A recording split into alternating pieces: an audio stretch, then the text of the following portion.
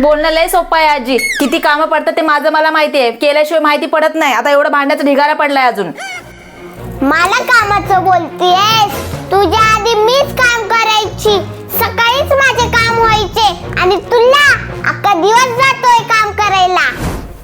असं म्हणताय तर आजी एवढं भांडे घ्या ना घासून. जरा कामात मदत करा म्हणजे पटकन होईल माझं काम. काय?